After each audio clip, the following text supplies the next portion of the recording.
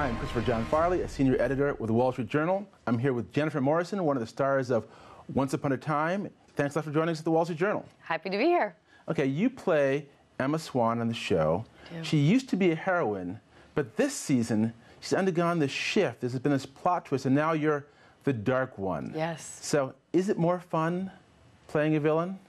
I have to say I am really enjoying playing a villain, and I don't know if it's so much because she's villainous or just because it's such a big change and there's so many new things to play with the character and explore.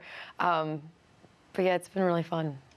Now, of course, you've got a slightly different costume, changing the makeup, changing the hair. But as an actress, is there anything you're doing on the inside to sort of radiate a different kind of presence for that character? Her villainy is coming from the place that she's constantly dealing with the darkest parts of herself being exaggerated. So, you know, we all have a dark thought, or we all think, like, oh, God, this is terrible, or whatever, from moment to moment.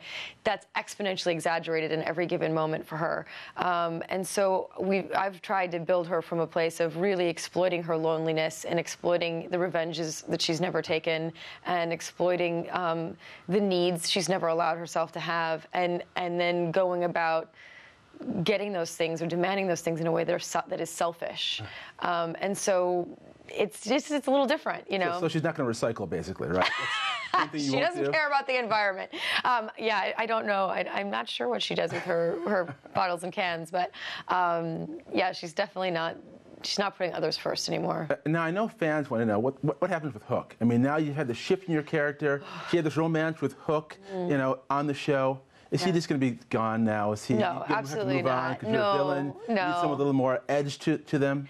No, I mean, Hook was once a villain. He spent hundreds of years being villainous, so he definitely has experience with that. Yeah, he's overcome it. He's overcome it. Okay. But just because she's the dark one doesn't mean she doesn't love him anymore. I think just in this week's episode, I say something like, you know, just because I'm the dark one doesn't mean we can't still be together.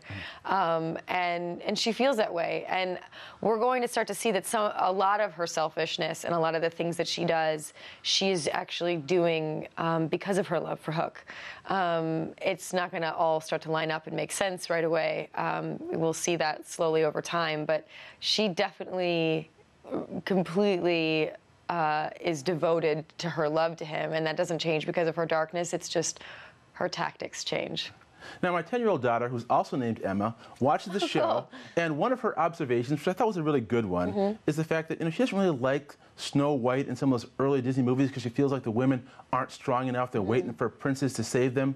But on your show, the women seem to be much more active. And do you think that's the case? It's something you think about and the script writers think about in terms of when they're crafting the plot line for your characters? Yeah, I think they're very aware of that. I think that I think it's a great sign that your daughter feels that way. I think that's a good thing for the future, that she's thinking that way at 10 years old, and even noticing something like that.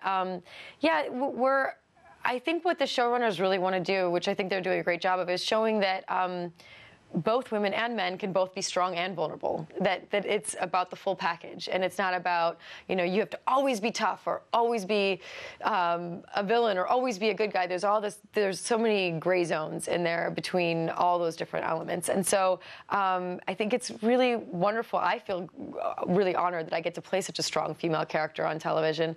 But then I also love that they show the softer side to her as well, because I do consider myself a strong woman in real life, but I also get hurt and upset and have things that I'm vulnerable over as well, and I like the three-dimensionality of that, and so I think that they're doing a nice job of keeping all of that in consideration. Well, thanks a lot for coming to the Wall Street Journal. I appreciate it. Absolutely. My pleasure.